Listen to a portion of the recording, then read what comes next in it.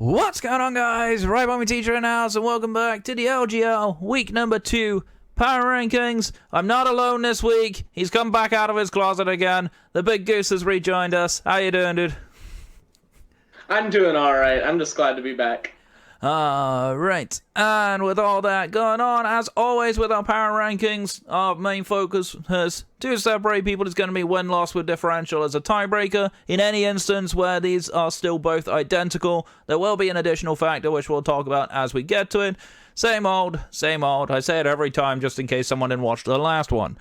Which you should have watched the last one, by the way. But don't tell anyone. Right.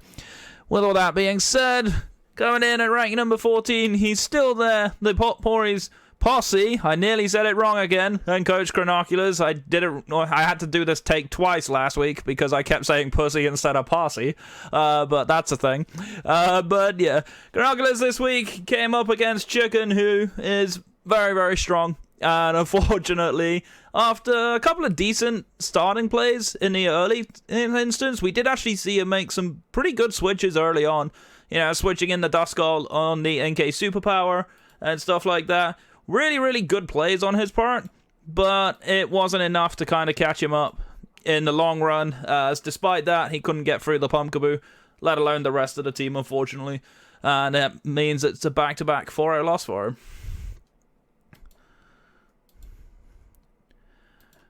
And so my music doesn't want to play. You know what? Screw it. We'll do it without music for once. Alright. Silence is a virtue. Yeah, I know, you were just doing it just now. But yeah, nah. Aside from like the Esper Thunderbolt and the Duskull switching, I can't really think of too much. I still don't like the special Croagunk. I've seen it twice now, and I haven't liked it twice. I really want to see this thing go back to being physical. Same with the Magnemite. I'm kind of confused by Steel Beam. It just feels somewhat... Well, counterintuitive is not really the right word, but it kind of feels a little interesting. How it sometimes is useful to proccing Berry Juice, but that's it. I've noticed that Steel Beam is a tech that you see on Smogon every now and then. Yeah, I can't say I've ever seen it. But then again, I don't Little Cup ladder all that often these days. That used to be my Gen 6 bench. Unfortunately. Not as much these days. Yeah, I only ladder with Toxic Pivot. Yeah. I don't know why my music's deciding to be a devil, but we'll roll with it either way. Let's see if he's gonna be nice. Screw it. I don't care. We can do our own music.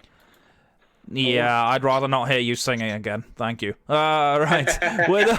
Moving swiftly on, coming in at rank number 13 is going to be the Giraffe Gang and Coach Zeren. I can't remember who Zeren played, actually. I forgot. Baconator. He played Baconator this week. That was actually a pretty fun game to watch as well. I started to watch this a little bit. Got a bit of fortune early with the Thunderbolt crit, and Baconator's Cufant is deciding it doesn't want to land a play rough. That definitely kind of played a little bit into Zeren's favor. Unfortunately, Zeren couldn't really find a way through Baconator's Onix. Onix, with a combination of Body Press and Rock Blast, just kind of swept Zeren's team. The Stufful was kind of actually becoming a really big nuisance. It's actually surprisingly annoying with that fluffy ability. It gets a decent amount of coverage moves. The other thing I keep seeing is seeing him Iron Defense on Sandygast in front of a special attacker. We've seen that 2 weeks in a row now. Kind of getting a little bit awkward. It's one of those you hate to see at moments. It's one of those you hate to see at moments. But yeah, I think I missed catching this one. I had one of my mods pick this one up, but yeah, nothing. And it was nothing special in a game. Yeah, unfortunately, it's kind of a mismatch in a way. And despite a bit of good fortune, it didn't quite happen for him. But who knows? Maybe next one is the chum.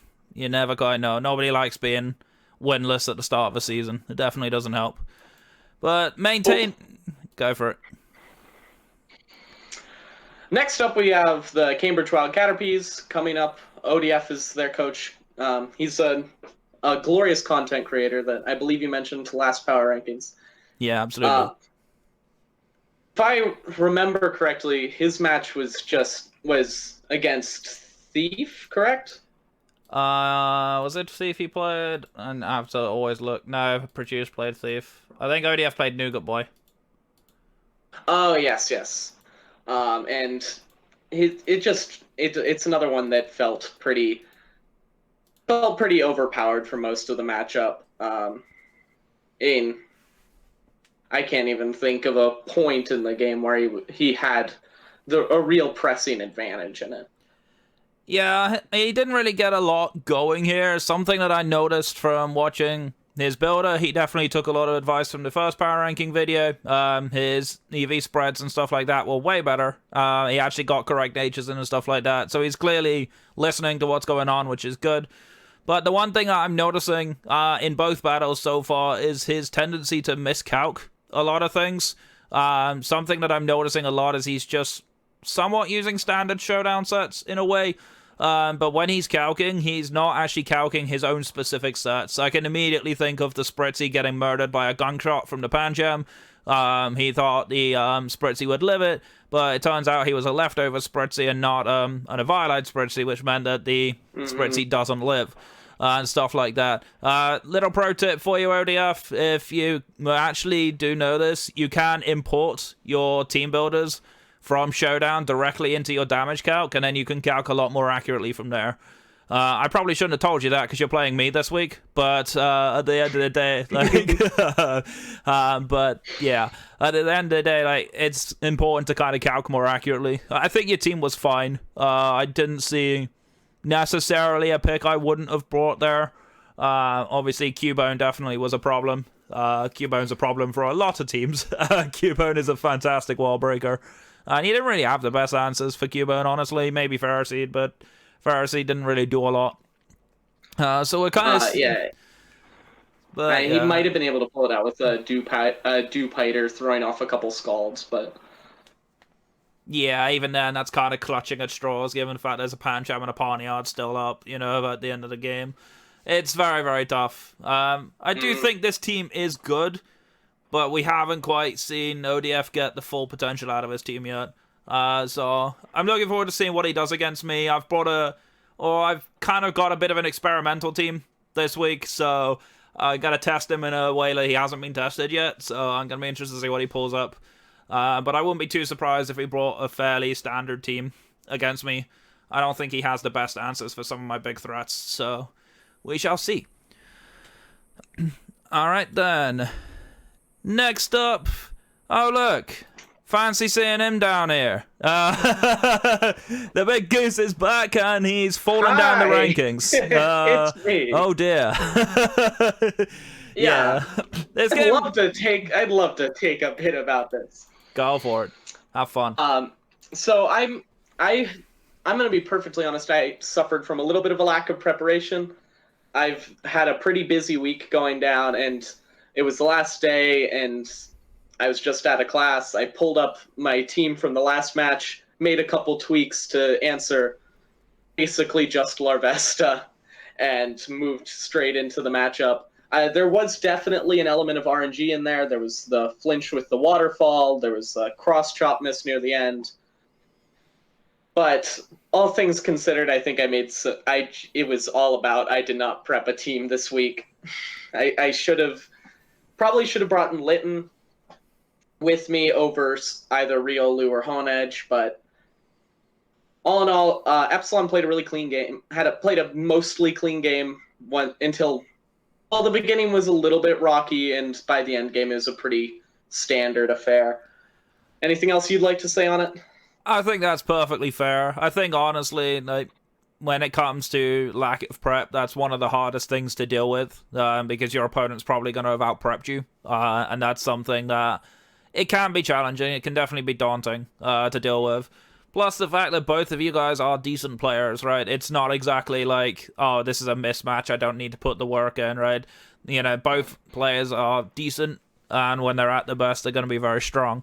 I think, honestly, yeah, aside from the very bad misplays, I think throwing away Riolu pretty cheaply was not really part of the game plan, especially when you had Tech for Larvesta on it. Probably not that good to throw it away early, but then again, what are you going to do? That's just the way he played. He outplayed you in that kind of instance. and stuff like that, but ultimately he just had more pieces to play with than you did, and that's simply as it is. But hopefully this week, the better prep, and you're still chasing your first win. Hopefully you get it, because you're the last of the O2s on this list, so let's see if he can get a win this time round. Alright, let's speak of the devil that actually beat you. Epsilon is right here, right above you. Got his first win. Pretty fortunate, has to be said. Obviously, the Tortuga getting the flinch on the Lickitung, probably the key turning point, which really won the game at that point. Yes, the Tortuga did go down in the end, but it did a hell of a lot of work for the team. I don't even think Larvesta saw the field. I don't remember seeing it. I don't think it did. I think it was the one in the back. But yeah, he did pretty well, actually, to kind of weather the Elekid away pretty decently. The Stunky kind of going down for nothing kind of felt a little bad, not gonna lie, but I don't know if he had Sucker Punch on that thing, but I'd have clicked it instead of just dying to a Thunderbolt for no reason.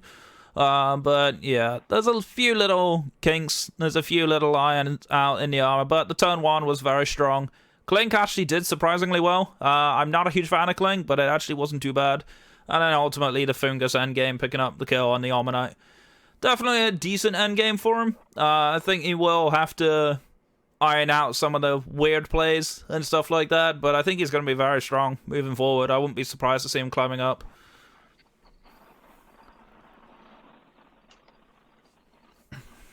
Alrighty then. Next up is going to be Gandhi, coach of the India Mafia. Why don't you take this one? Yeah, of course. If I can remember who he was matched up against. J-Plane. J-Plane, yes. This was the one that he lost in a pretty narrow loss, if I remember correctly. It was actually quite a heavy loss in terms of differential, but I felt like this game was closer. It was a 4-0 loss, which actually kind of feels a lot more damning than actually happened. I felt like there was some really good moments for Gandhi going through. I think ultimately the priority battle at the end with the glaring Meowth was the answer, but there was some unfortunate things like firing off a Scald into a Storm during the leap. That definitely didn't do him any favors, but I think he played the Score Bunny relatively well. I thought the pivoting was decent. I think the biggest turning point for me was letting the Cottony fall asleep. Because Cottony's viability does nothing when it's asleep, and it just never got the chance to wake up. And I feel like sleep in Little Cup format just feels really, really hard to deal with. But there was some like odd misplays like that. And there was some obviously unfortunate outplays. But that's kind of where the game went. And plus, J-Plane is on fire right now. He's very, very strong. So. Oh, yeah. J-Plane's probably the favorite in my eyes at this point. Yeah, for sure. Not even considering the power rankings. Yeah, for sure. Well, I think Andy's strong. I think this team can work. We've definitely saw instances of some of the better picks really coming up forward. It's just trying not to get that hard outplayed and stuff like that, or maybe just making some of the safer plays instead of just trying to be risky. Because if you take unnecessary risks, you're going to get punished. And that's kind of what ended up happening here. Alright then, next up is going to be undoing the damage he did in his week 1 game. Here's going to be Baconator of the JSCD Cufants. Actually won 4-0 this week instead of losing 4-0 this time round. Despite all the bad luck. Despite all the Cufant missing and stuff like that. That poor Cufant is just not hitting player ups right now. I did have a bit of a chuckle to myself when I was watching the game. Happy with Baconator. Yeah, I had a chuckle to myself in the chat when he was typing in there. He's like, "This game don't want me to win." I'm like, yeah, I feel that. I've definitely felt that myself at times. Got a few crits against him, but he still weathered the storm very nicely. I think in general, he just played to his end game exactly what you expected. Obviously, few decent little punishes. The Rowlet never got to do anything. I don't think the Venonite did a lot either. The Staryu didn't quite pick up the kill despite having a crit on the Tentacool, and then just got murdered to a Giga Drain after that, which meant the rocks were pretty much guaranteed to stay. unless the Rowlet had defog, which was possible. But yeah, I felt like Baconator just really hard outplayed Zeren for most of the game. I didn't really see too much of a struggle. Yes, the Cufant missing probably was the only thing that stopped this being a higher differential game, but still a 4-0 win. Can't say no to that. Yeah, this was an all-around very clean game for Baconator, even with all of the hacks. Oh, yeah. I think it's going to start becoming a meme now that he should probably just call Cufant missing play rough. And then and then see if it lands one for reverse psychology. Dear. All right, next up, the next three all have the exact same win-loss and differential, but they are all split up fairly easily in this instance. So coming up next is going to be Thiefy and the Florida Failings. Now, Thief had a very, very special request for us in the Discord server, and Goose has been preparing for quite some time after this request. So, Goose, how about you take this one? Yes. So, we could talk all day about how this match was an interesting wits between the two players, but at the end of the day, Tyrunt is a terrible Pokemon. I mean, think about it realistically. It's a rock dragon, so it's taking neutral damage from Scald, and if it gets burned, it's kind of screwed. It's a dragon type, so it gets slaughtered by Moonblast. We saw it get that Dreepy with the dragon tail in week 1. I don't think it can really do anything. It has no real effective priority, even if it's Dragon Dancing. One Dragon Dance isn't going to outspeed a real Choice Scarf Pokemon. And at the end of the day, Tyrunt is just a bad Pokemon. And your stuffed animal does not look good, Thief. It's a very ugly stuffed animal, sir. And Tyrunt, unfortunately, is just bad. It's like... I mean... all you gotta do is look at the picture of it, right? And you see it's this big-ass fat head on the tiniest stumpy legs on the mud. It's a miracle that thing can even stand up, let alone Dragon Dance. Honestly, like, it's absolutely crazy. Yeah. Oh, dear. Light slope, it's just gonna start flipping and flipping and flipping and flipping. But you know what was even more perfect about this game? It died to an outrage from the superior dragon in Tier 2, Axew. The very Pokemon that he stabbed in the back and traded away amongst the whole sea of everything else just to get the inferior dragon. Like, I don't know what to say, Thief, but I feel like everyone else stole from you because they stole all the good stuff and you ended up left with a Tyrant. I got my sticky webs from you, though. I'm not going to complain. I got my sticky webs from you. Thanks, bud. Yeah. Oh, dear. But on a more serious note, though, there were some kind of okay moments in this. I think the Horsea coming and getting a Scald Burn on the Corphish kind of denied an even heavier loss. It was still a 3-0 loss against them, which... You know, it's not ideal. It undid most of the good work he did in week 1. But I think he had some positives to take away. The Darumaka missing a break kind of sucked as well, but that's the disadvantage of running Hustle. But it was nice to see it come. I'm not a huge fan of Galarian Darumaka, personally. I prefer the Fire one more. But it was interesting to see it. Nice to see it come. Would have liked to have seen Pichu, though. Pichu's always fun. I wanted to see another Pichu play rough sweep, but, you know, we got denied. Because he brought a Tyrunt instead. What can I say? I think a portion of the Mega trade was him trading a Darumaka for a Galarian Darumaka. Another downgrade of little fluffy baby... What's the name of its evolved form? You know what? I think I've shat on Thief enough. Yeah, I think we'll move on this because the poor guy's probably going to be so mad in the comments now. But you know what? You asked for this, Thief. You said in the Discord, hey, I'm going to be roasted about how bad Tyrunt is. So there you go. We honored your request. You're welcome. Yeah, just be glad that I didn't talk for 17 minutes like it was originally planned. Yeah, it was a massive cut down of the script. Trust me, I've seen this. This was a Word document. It was like a 6,000-word essay. He could have run a university thesis on how bad Tyrunt is. All right. Moving on, moving on very quickly from our casual roasting session. There is going to be Not Shady Kid and, of course, the Breaking Zolts, who actually played me this week. So this is a match I remember pretty nicely. Honestly, I feel like he made a lot of mistakes in prep, not bringing Rapid Spin at all, despite actually having prep for Venipede, which kind of was a little surprising to me that he didn't factor in how impactful hazards were going to be against his team, because the combination of the Toxic Spike and the Spike actually put in a lot of work. It meant that the Toxic Poison was consistent. It allowed me to, despite getting burned on my Grookey, to be able to cleanly finish off the Why Not, which itself didn't really have an opportunity to do anything because, again, he got out-prepped. I had Taunt on my Grookey to stop him charming and stuff like that. But nonetheless, there were some kind of cute issues that I had to deal with. The Scarf Sandile could have got set up. The Scraggy could have caused problems.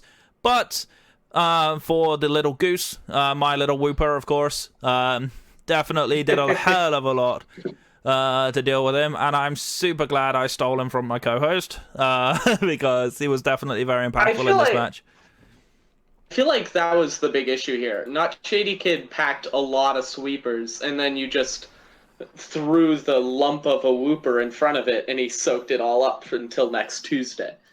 Yeah, exactly. I mean, I did have to sack off a few things and stuff like that to reposition, but that's the game we play, right? It was kind of interesting to see not the Anorith coming. I was really expecting Anorith to come and it'd be annoying. I had a lot of things to deal with Anorith. The Magby, he was kind of fun. I'm a little surprised he flame charged, knowing that Wooper was probably going to switch in and thought out my Wooper. I do appreciate it, but it kind of wasn't ideal for him and stuff like that. But yeah, I think ultimately he got out prepped this week. And if we did play against each other again in playoffs, which may well happen, we don't know just yet. The Pupper agrees as well that he probably won't outplay be out prepped this badly next time round. Okay, they shut up. I mean, I'm glad the Pupper agreed that he got outplayed. That's all I gotta say to that. See, look, told you, he agreed. He's completely understand what I'm saying. Alright, but next up then, let's talk about the last one of the 3 on the 1/1+1s. I'll let you take this one, Goose, as it's me. As my gracious co-host has mentioned, how he viciously stole my namesake and put it to extraordinary use in this game. There's a reason it made the thumbnail on your video. It just sat there soaking up hits for days. All in all, I thought both players played pretty clean, and it felt like you situationed every matchup a little bit cleaner and had a slightly better setup. And there's a reason it was only a 2-0. It was a pretty narrow game that ended up coming down to good situationing, good switches, and everything we look for in a good game of Pokemon. Yeah, exactly. And I think this is further justification for me of why I first picked Grookey. When everyone else was like, oh yeah, he's Mienfoo or Vullaby or Abra's gonna go first. Nah, I picked Grookey, and this is why. And this is probably also why Chicken tried so hard to get this off me and wasn't able to. But yeah, this is something that I think prep is always interesting. I never really considered Venipede all that much, but I was just like, you know what? Actually, Venipede's kind of underrated. I think it's not actually that terrible at all. I didn't even realize it got Endeavor. Because I actually had both Spikes and Endeavor Protect on Venipede. So it was literally pure fodder. But it could have actually done a lot there, especially against the Porygon. But I valued the hazards a little more. And it definitely paid off. Like, the extra calcs, or the extra damage really did work in my favor. It's nice to see Munchlax 1v1 in the Porygon. I did get lucky, though. And it is fair to say that the Porygon did get double parried. And then got high roll body slammed to get knocked out. That was a pretty big turning point in the game, although honestly, even if he didn't get parried, he would never have killed Munchlax from that position, so definitely an awkward one. I did have to manage my position a little carefully, especially dealing with the Scraggy. Scraggy was a problem. I was kind of surprised it packed Rock Slide, but then when I looked at my team again, I kind of understood why he packed it, especially for Torchic, Wingull, and stuff like that. So it made sense. But yeah, ultimately in the end, I just had a much better situation. I had much better prep in the long run. And it kind of went off in my favor. And I'm kind of happy that Grookey picked up more kills. Feels good, man. Monkey be OP. Yeah. Right then. With all those being said, we're now into the top 4, moving into those that are still undefeated at this point. And the weakest differential of those is going to be Nougat Boy, of course, who played ODF this week. Really solid game in general. I think he took advantage of ODF miscalculating quite well. Definitely the Pancham knocking out the Spritzy was probably the biggest turning point of the game, I think. And alongside that, things like the Vulpix not being able to do enough. And Cubone really is terrifying when it gets rolling. Cubone is a very, very scary mon. I'm pretty glad he didn't bring it against me. Because I did not want to fight that thing. Oh, yeah. But yeah, I really like his prep. Yeah. That's something I like about Nougat Boy. His teams are very well prepared. There's a reason he's the one that I made mod. He's someone that's pretty consistently around and their mind's in the right place about this sort of thing. Yeah, for sure. Definitely very, very sensible. And I think that's what I like a lot. Kind of sad to see Archon not be able to do anything. I got fake out Bullet Punch killed. Kind of sad. But you know what? We'll see Archon around, I'm sure. Archon's very fast and hits incredibly hard. So we'll see if he can bring it. But yeah, I like his team builds. Yeah. I like his prep. It wasn't really as hacksy a game as his week 1 against me. But it was a very clean win nonetheless. Mm-hmm. Alright, next up is going to be, in my opinion, a surprise. Honestly, it's Pichu with the Genite Chimchars. I actually really like his game against Thief. I thought this was a very fun match to watch. That Meowth, dude, why is Meowth so good? That Meowth did so much work. Definitely like to see it. Why didn't anybody tell me? Why didn't Smogon tell me about Meowth wreaking havoc on half the metagame? Yeah, I know, right? In Gen 7 it was strong, but I didn't know if it was any good in Gen 8, because obviously Galarian Meowth kind of feels better, in my opinion, but this Meowth is actually obnoxious. When it's allowed to work, the double priority is insane, because it gets Feint and Fake Out, so you can't even protect against it, which makes this kind of scary. And then it gets the Water Pulse to cover the ground types that it can't hit, and when's the last time you saw a Pokemon running Feint and Water Pulse? I know, right? That doesn't happen all that often. I mean, that was largely the week 1 game, but yeah. It was just clean. I really just, in general, he hasn't needed his Diglett as much, which is, his team is just really well stacked at every level. Other than maybe his tier 5s aren't spectacular, but he's playing really clean, he's constructing really clean, he's prepping really clean. He's easily a front runner for the victory at this point. Yeah, he's definitely very, very strong. He doesn't play me until, I think, week 10, so he plays me quite a long way away. That's a match I'm looking forward to, personally, because, as he rather jokingly said in the Discord, he's looking forward to playing against me, because I probably know his team better than he does. So, it'd be kind of interesting to see what actually happens with that. But yeah, I'm always looking forward to watching his games. I think he's very, very clean, and very scary. So it's going to be fun. Alright then, the top 2 are actually on the exact same win-loss and differential, but they are in the exact same position because there's not really too much reason to change them, in my opinion. But next up, it's going to be Chicken, of course, coach of the Dallas Diggersbees. This one actually came down to just simply outplaying Chronoculars in most of the key moments of the game. I don't feel like Chronoculars had much of a look, especially against Pumpkaboo. Pumpkaboo definitely was a very, very obnoxious mon to deal with. Obviously, there were some very big throws. Throwing away the Popplio turn 1 to a Thunderbolting Esper. I guess he got completely caught out and was expecting a screen set or something like that. But yeah, we've seen Chronoculars run more offensive mons that he shouldn't be running as well. But in the long run, though, he did get some really, really good key punishes. The Inkay, despite getting burned, actually did do a little bit of work. getting off a key knockoff on Duskull's of Violet and stuff like that. Things like that. Very, very solid. And it's another Meowth that actually did another Meowth team. Sadly, the Meowth didn't get to come, but I kind of wish it did. But yeah, there was a lot of things. Mianfu, obviously, still putting in work. Probably not as good as Grookey, but still putting in work. I wouldn't say not as good as Grookey personally, because Mianfu is clearly the superior species of Pokemon. But I mean, I'm biased because Grookey's on my team. Maybe I'm biased because Mianfu is my favorite Little Cup Pokemon because I'm basic, but At least you're honest. Mianfu's mere presence on a team just does so much to keep someone on their toes. Oh yeah, for sure. With the fake out, the knockout, the knockoff, the U-turn, the high jump kick, just that 4-move set. You always have to be on your toes of the Mianfu coming in, faking out, knocking off, faking out and knocking off, or faking out and U-turning. It keeps your momentum and it keeps your opponent on their toes. Yeah, for sure. It'll be interesting to see if he can carry on this run though, because he is having to pursue for that rank 1 spot versus, of course, J-Plane back-to-back.